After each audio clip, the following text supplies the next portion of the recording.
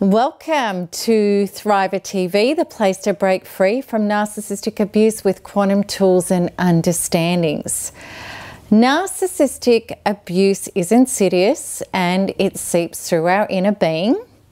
Bruises and cuts and physical abuse may be easy for all to see, but as many of us believe, the results of emotional and mental abuse are just as deadly, and they require attention and healing if we are able to move forward effectively.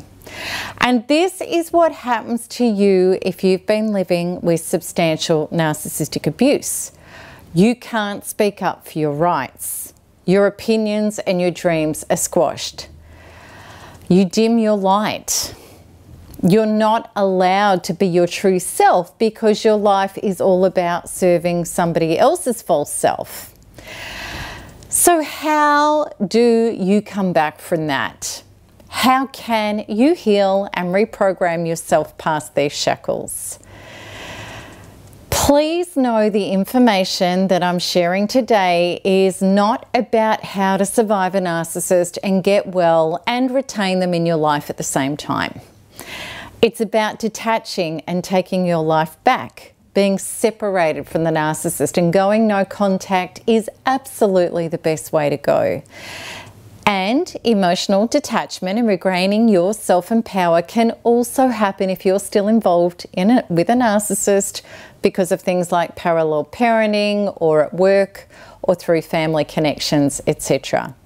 So in this two-part Thriver TV episode, I am going to show you how and what it means to break free from being hamstrung, repressed, diminished, and even disintegrated, and the ways to do it. Even if this is all you've ever known your entire life, or if you believe in past lives, even many lifetimes. Maybe you've never known the experience of being your free, powerful self. Maybe you've always been conditioned to be repressed, small, and not take up too much space. If you've been living around narcissists, this is 100% true because life in the narcissist environment has got to be all about the narcissist. The conditioning from a narcissist is insidious, it's powerful. The brainwashing and trauma is so impactful that our inner beings are changed. And many people believe that the damage is permanent to our brains and our nervous systems. And I'm here to tell you that it doesn't have to be. And I take a stand with you and for you for that we absolutely do have the power to heal this. But we need to be very clear about what is happening and what is necessary to break free from the narcissist conditioning. And I want to go through with you one at a time some of the biggest programming damage that we receive from narcissists that is detrimental to our true selves. And then one at a time, we're going to go through exactly how to break free from that programming in part 2 of this episode. So number 1, we're not heard. So your life, values, dreams, and day-to-day experiences are totally irrelevant to him or her. To a narcissist, even any thoughts and feelings which are not theirs are totally null and void. If trying to share any of yourself with a narcissist, he or she will be disinterested, tune out, invalidate you, and constantly bring the conversation back to themselves. And this causes you to shrink and to give up. And if we're not being heard and if we have to fight for airspace, then the degree of difficulty is barely worth it. Instead, we learn to contract, bottle up, and internalize our feelings, as well as the beliefs. I'm not interesting, worth listening to, or valued enough by others to be important. So what we start to find is that even in environments where the narcissist isn't, we lack confidence. We don't like to assert our ideas or opinions. And we often feel dismissed, passed over, and left out when spending time with others. Number 2, our dreams are squashed. We learn from narcissists that because we're unimportant, so are our dreams. According to the narcissist, they're either far-fetched, unimportant, or selfish. You're told how wrong it is and all the reasons why you can't do them, shouldn't do them, or are a terrible person for doing them. You feel like an animal that every time you try to get up, you're whipped and pushed back down. If we do try to have our dreams, the punishment and abuse gets escalated and causes so much trauma that we may succumb to dimming down.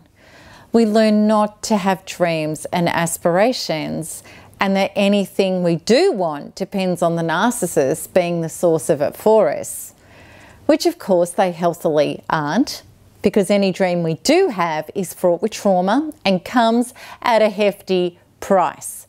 The narcissist makes sure that the payment comes out of our very soul. Number 3, we believe that we're defective. As we lose more and more of our opinions, feelings, thoughts, and dreams, we become more and more empty, anxious, and traumatized, because this is not the natural true self state that our soul intended to live. And in addition, the narcissist is projecting their inner wounds onto you by naming all the ways they perceive that you're not serving their false self adequately. So you're going to be damned if you do and damned if you don't. And there's no way to make a narcissist happy and keep them happy, because the insatiable false self will always find fault and demand more. If you are told that you're this or you're that, or you're not enough of this or that constantly, you will start to absorb these insults and believe them. We take on that we're wrong, sick, crazy, defective, and even bad or narcissistic. This impacts every area of our life because of the shame and the confusion and the pain that we're feeling on the inside. We must start dropping away from human interaction and become isolated recluses. Number 4, the proverbial rug is always pulled out from under you.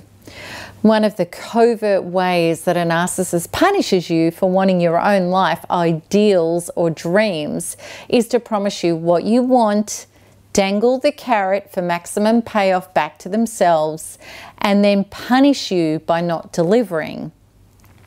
The justification is elaborate excuses, including saying that it was something bad that you did that made the narcissist change their mind. Just like a dog who leaves their cage and gets belted to go back into it, you learn that you may minimize some cruel and malicious treatment if you don't want your own freedom and life. Number 5, we assign the narcissist as the giver of our life force. Emotionally, we're a hostage. We're not allowed to have our own thoughts, feelings, goals, values, ideas, or dreams. Everything we feel, think, or want has to be aligned with the narcissist. Otherwise, pain and punishment is attached to it. Rather than being in our own bodies and heart-centered living, navigating life from a place of self-wholeness, our entire existence is now focused on what the narcissist is or isn't doing, and even what he or she is thinking. We try to get the crumbs of love and connection that we crave in the good times, and then try to survive the onslaughts when the narcissist lashes out in the bad times. This is literally akin to Stockholm Syndrome, which is the phenomenon of people having strong trauma bonding with their captors that they feel powerless to overcome. And this gets set up by the horror of terrible, dehumanizing treatment.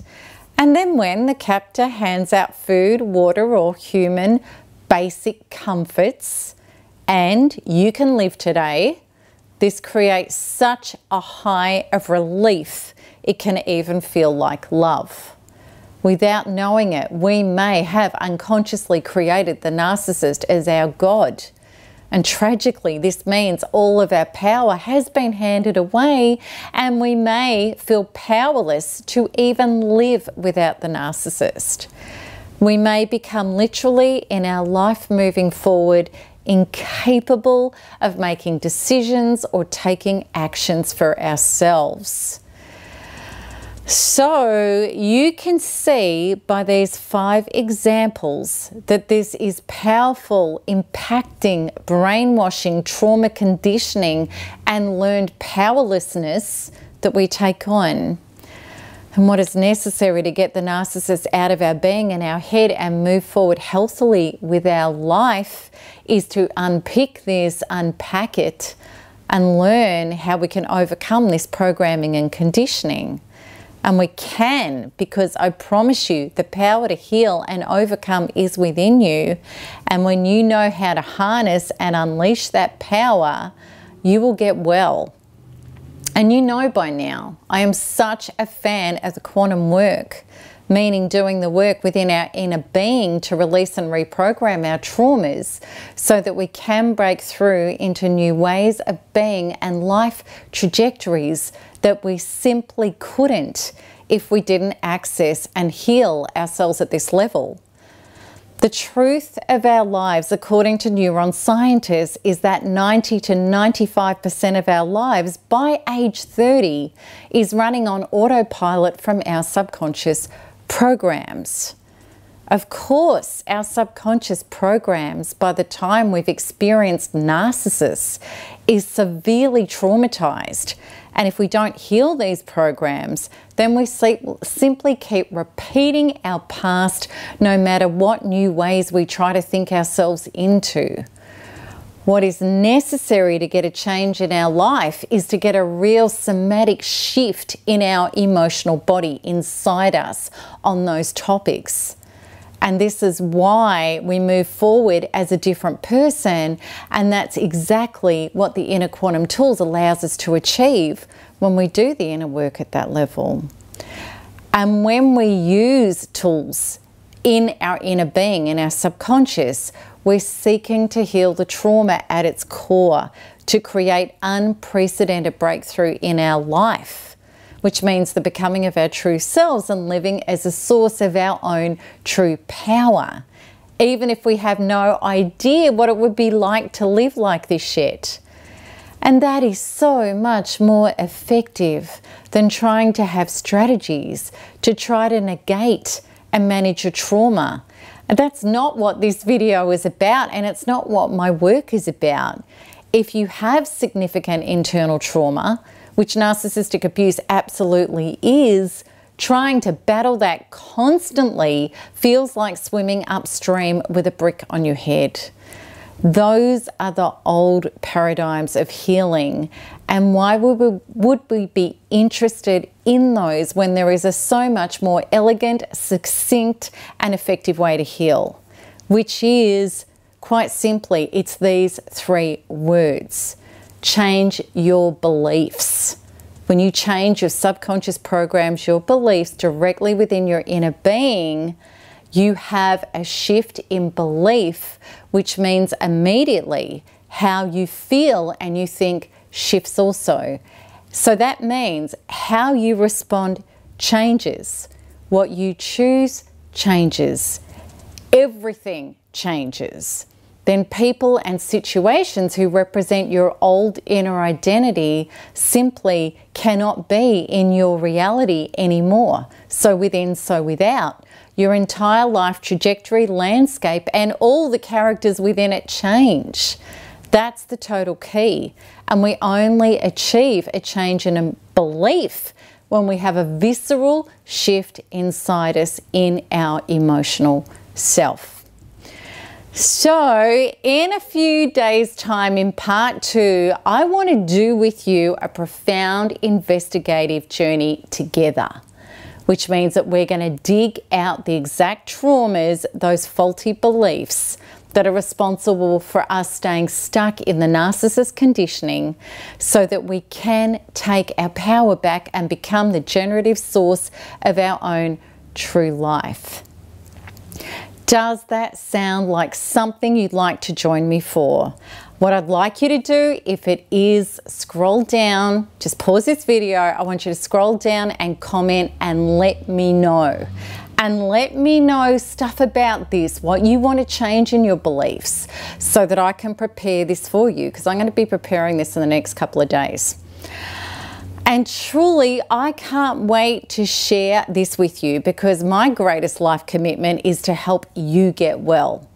So if you relate to this episode today, and even if you're already highly committed to your inner work, part 2 of this is going to really give you a healing super boost. And no matter where you're at, even if you've never done this work before, never met your subconscious programs, it's going to help you a lot.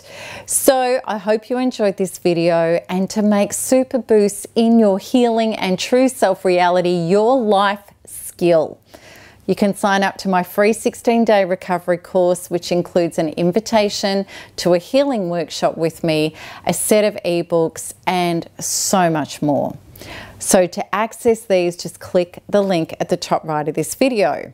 And if you want to see more videos, make sure you like and subscribe so you get notified as soon as each new one is released.